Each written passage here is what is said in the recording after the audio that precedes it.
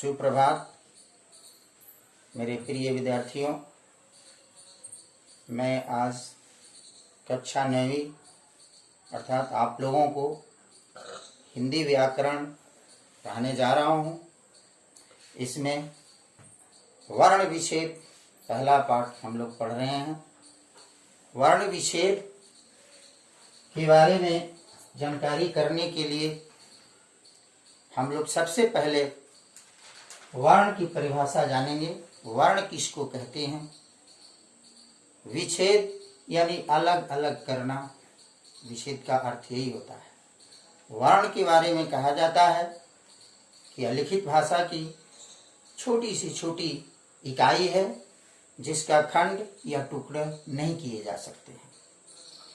इस तरह से वर्णों के समूह को वर्णमाला भी कहा जाता है। लेकिन यहाँ पर आप लोग भी वर्ण के बारे में पूर्व क्लास में जानकारी कर चुके हैं, ठीक है। इसलिए इसके बारे में हमें पूरी गहराई तक अभी तक नहीं चलना है। हम इतना जानकारी कर लें, मुख्य बिंदु जिसके ऊपर विच्छेद आधारित होता है। वर्ण में महत्वपूर्ण बातें स्वर वर्ण और व्यंजन वर्ण से संबंधित है। यहाँ पर स्वर वर्ण कहा गया है 3 प्रकार के होते हैं, जिसमें ह्रस्व स्वर, दीर्घ स्वर और प्लुत स्वर। व्यंजन वर्ण में 4 बताया गया है: स्पर्श व्यंजन, अंतस्थ व्यंजन, ऊष्म व्यंजन और संयुक्त व्यंजन, ठीक है। तो हम लोग अब इस व्यंजन के बारे में जानकारी कर लिए, तो ये भी मालूम कर लें कि अंतस्थ व्यंजन या स्पर्श व्यंजन में कौन कौन आते हैं। जैसे स्पर्श व्यंजन में क वर्ग से लेकर के प वर्ग तक। इसी तरह अंतस्थ व्यंजन में य, र, ल, व ये वर्ण आते हैं। और ऊष्म व्यंजन में तलावी स, मूर्धन्य स, दंती स। संयुक्त व्यंजन में कहा जाता है, संयुक्त व्यंजन वर्ण में जिसमें क्ष, त्र, ज्ञ और स्र। तो इन वर्णों के साथ जो मिश्रण होकर के शब्द बनते हैं, अक्षर बनते हैं, उसी को अलग अलग करना विच्छेद कहलाता है, ठीक है। तो आप लोग ये जानकारी कर लिए कि वर्ण का मतलब क्या हुआ और विच्छेद क्या है। वर्ण अर्थात वह छोटी सी छोटी इकाई है जिसके टुकड़े नहीं होते हैं। जैसे व्यंजन में ही लीजिए या स्वर में ही अ का कोई टुकड़े नहीं होंगे। इसी तरह से व्यंजन में क, इसका कोई टुकड़ा नहीं होगा। अच्छा, व्यंजन की पहचान है कि क के नीचे हलंत रहता है, तो उसे हम व्यंजन के रूप में लेते हैं। अब इन्हीं से मिश्रित जो शब्द बनते हैं उसको अलग अलग करना यहाँ हम लोगों को सीखना है। तो जिस तरह से एक शब्द हम लेते हैं इसमें संचय। संचय संचय के लिए यदि हम यहाँ पर वर्ण विच्छेद करते हैं तो स के नीचे हलंत जमा अनुस्वार अ जमा च हलन जमा अ जमा य हलन जमा अ संचय। इस तरह से इसका वर्ण विच्छेद हुआ। ये वर्ण विच्छेद में मुख्य रूप से यहाँ ध्यान देना है संयुक्त वर्ण के बारे में। संयुक्त वर्ण जो छ होता है उसके लिए भी अलग अलग विच्छेद किया जाता है। जैसे अक्षा के लिए क और श, क जमा स मिलकर के अ मिलकर के छ होता है। त्र जो संयुक्त वर्ण है, इसको यदि हम लोग विच्छेद करते हैं तो त हलन जमा र हलन जमा अ अर्थात त्र। इसी तरह से ज्ञ का यदि हम लोग करते हैं विच्छेद, तो यहाँ पर ज प्लस ज हलन जमा य हलन यमा अ अर्थात य। इसी तरह से श्र, इसका यदि विच्छेद होता है तो तलावे श हलंत जमा र हलंत जमा अ श्र। तो यहाँ पर जब व्यंजन को अलग करने की बात होती है तो ये ध्यान देना होता है कि हमें उसके साथ स्वर जुड़ा हुआ नहीं रहे।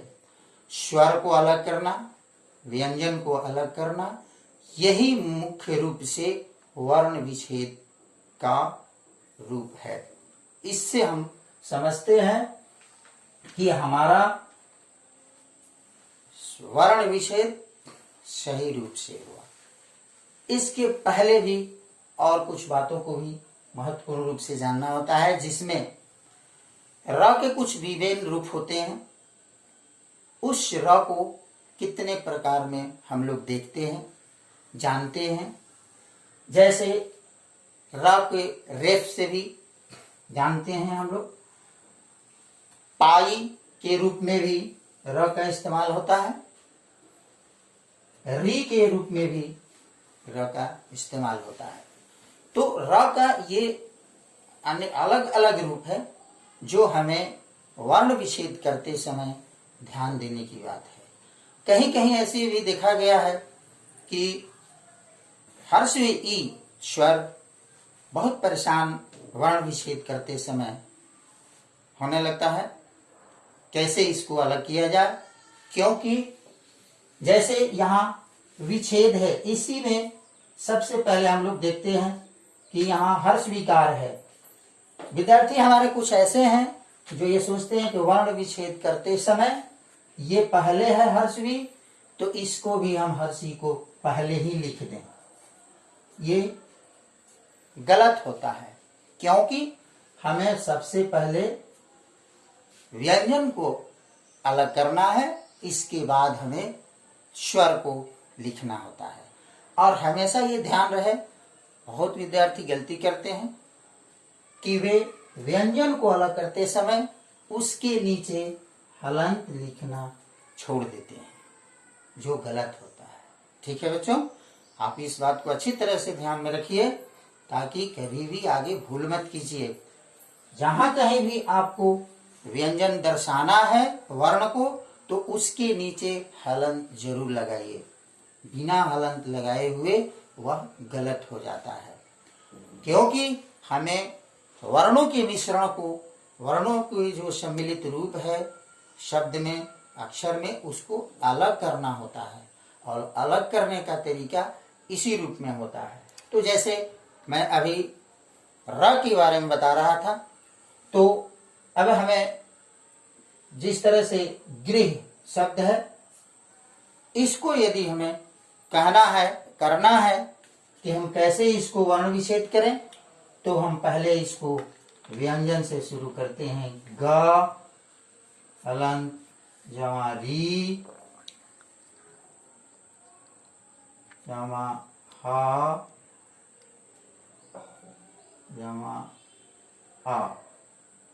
ये हुआ गृह का वर्ण विच्छेद। इसी तरह से कुछ मैं और संयुक्त को लेकर के चले हैं वर्ण में। संयुक्त वर्ण में भी, संयुक्त व्यंजन में भी। तो संयुक्त व्यंजन में होता है, जैसे हम लोग कहते हैं कि आधे भ या न और य के साथ में। तो जैसे न्याय, न्याय है तो न्याय में आधा न य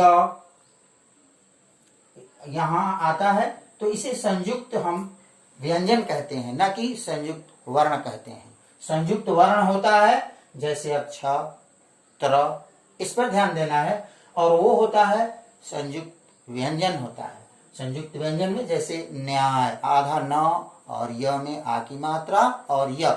इसी तरह से सभ्य, श, आधा भ और य।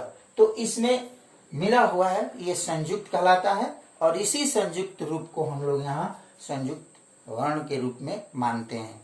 तो यहाँ पर जैसे अर्जुन, अर्जुन का यदि हम करते हैं वर्ण विच्छेद, तो हमारे पास अ, र, जमा ज, जमा हर्षुकार, जमा न, जमा अ, ये अर्जुन का संधि विच्छेद, ये अर्जुन का वर्ण विच्छेद होता है। अब हम इसके बाद बाकी विषय को अगले पार्ट में बताएंगे, अगले वीडियो पार्ट में बताएंगे। धन्यवाद।